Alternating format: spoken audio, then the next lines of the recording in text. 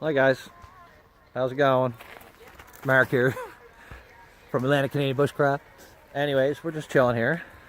Getting late in the day, it's probably 4:30 now, so it'll start getting dark here soon. We're out in the woods and it's good though, we're in no rush. I mean, look around, right? There's tons and tons of wood to burn. And this stuff is like popcorn fart dry. Like, it just shatters. So there's lots and lots of good wood. No worries there. It's a pretty interesting little campsite. We didn't really explore around it too much today, but whatever. I mean, we're in the woods, so that's all that matters. So we're in a little bit of a valley. You can see it goes up a bit. And there's a big, like, rock crop, if you will, over there. So that's pretty cool. Yeah. Go back to the camp here. Peter's got the fire roaring. Now the nice thing about today is that my wife dropped us off. No, she didn't. I brought the car here. She wanted the car for later on today, so she took a cab or got dropped off at the car. So she has the car, so I don't have to worry about getting out of the woods before dark and all this. She's not going to care now. She got her car, so we're good that way.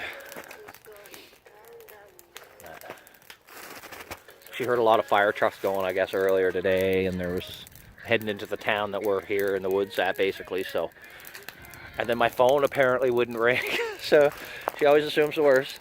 But she'll tell you, my wife will tell you, if she's stuck out in the woods, she'd rather be with nobody but me. Think about that. There's Peter there. Good fire, bud. Thanks. Nice, man. I can feel the heat from here. I'm like 10-15 feet away. Peter? Come on, Peter. Oh, he's going for more wood. He's champ today. He's been getting lots of wood. That's good because he didn't do anything when we first got here. I hollowed out this whole campsite. Got a fire going. He's filming, so you'll probably see like 20 videos of him filming while I work. It's a very common theme, folks. Very common. Just give us some chirping. I'm giving him some cheap shots. And he won't even know it till he watches this on YouTube. So that's pretty cool. I meant to check some of the names of the new subs and stuff that we got. Thanks, guys. I really appreciate it. A couple of you made comments and stuff there. That's awesome. The guy that said he thought he saw a rattlesnake in there. We got a real big kick out of that because we're in Eastern Canada, so we don't have. Nice thing about Eastern Canada. Okay, you can say what we want. Half the world thinks we live in igloos, but we don't have poisonous animals here. Like, we don't have to worry about rattlesnakes.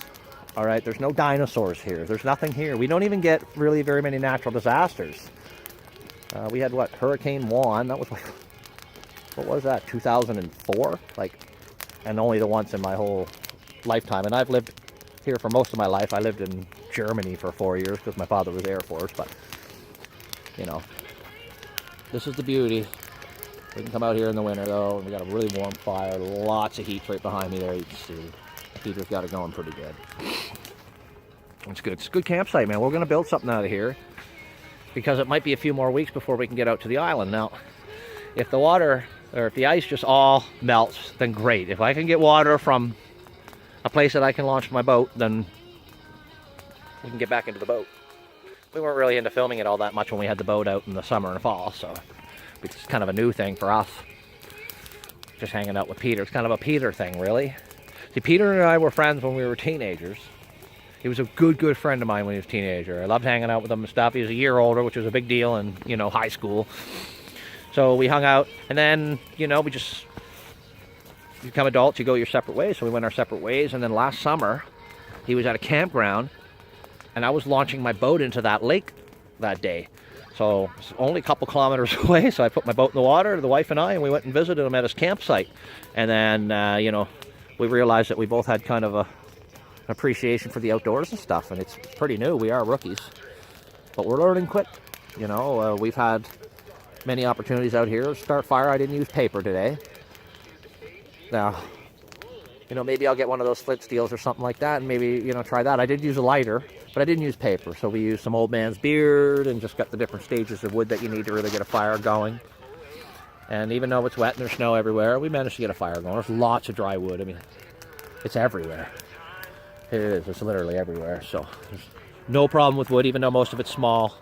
I cut up some big logs earlier, so we'd have some decent-sized logs for when we cooked.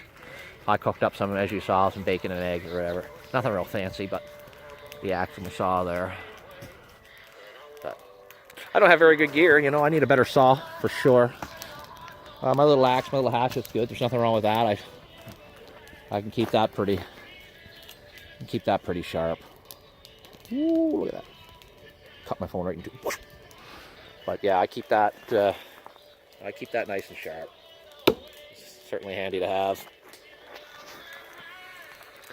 I will admit, Peter used it once at our island camp, and he cut his finger open pretty bad. So that was the introduction. The first time I ever had to break out my first aid kit. You know, then of course, as you guys all saw last weekend, he fell through the ice. So good buddy, a good liability. But it's all good. We're learning together very, very quickly. So it's all good. You know, we'll try new stuff every time we come out. And you know, I'm gonna build a shelter here. So I'm gonna try to get my hands on a better saw. The saw I have, the blade's only like 6-7 inches long. It's just not enough. It's only good for little stuff. Not really good for building materials. So I mean, I'm gonna do something with that. We're gonna make, you know, at least a couple of ridge poles and, you know, get some tarps out and just at least do a little tarp thing, because I think where that fire is, if I had a tarped in system there, a lot of that heat would get trapped in there. And maybe I could drag the bricks into here. I can't even imagine what that would be like, trying to get the bricks into here. We'd have to pretty much empty our backpacks, come to camp, maybe empty our backpacks, go out to where I have the bricks stashed, load the bricks in our 2 backpacks, and probably have to do 2 trips. So that's a bit of a pain in the ass, but we might end up doing that, because we already have a rocket stove over at the island camp. So, and it works really well. You've seen the videos of it, man. I'm super impressed. You know, if you got $1 for every time I mention the rocket stove, you'd all be rich. Like, I get it. I love that thing. But you know what? A joke just came here. Just one second. Peter, I got a question for you. Bit of a joke. What's a pirate's favorite letter? Pirate's favorite letter. You would think, but it's the C. All right. Z. All right, that's my lame joke. It just came to my head while I was over here talking to you, so I had to see if Peter would get it. He didn't. Here. He's not very. Do you one off? Come here. No, your jokes aren't clean. No, We got to keep it clean. We're a family channel, bud. What do you got? My new game, but it's a simple word, so it only takes a second. Let's see if we can get it. It's like a bullshit geocache. Oh man, are you serious? So I don't want to play your little games. Look at this, stupid guys. I apologize. All right. Peter's got these silly games on his phone, and he wants to play. There's the word. There's the word. I don't want to play.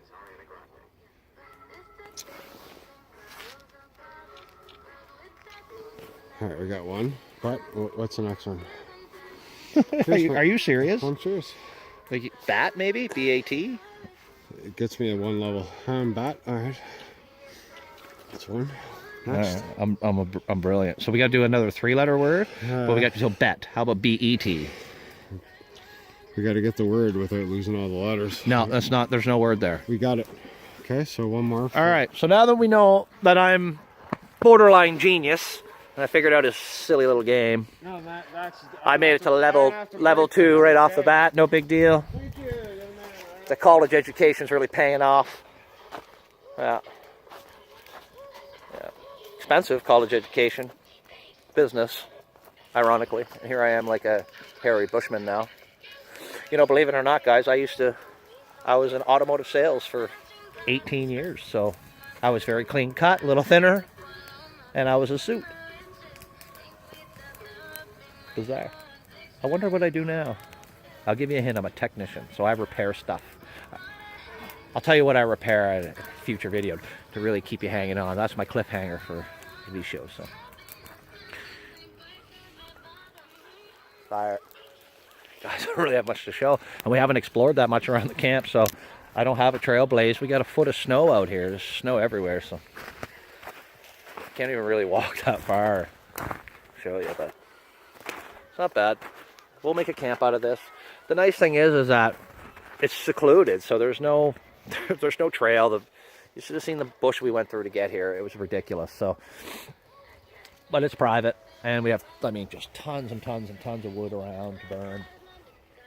You know, if I had a decent saw, I'd make heyday of that, right? All right, here's some seagulls up there in the sky. Weird, we don't see seagulls around here a whole lot. But don't get me wrong, they're everywhere around here. I just don't see them on this lake very much. But, that's cool.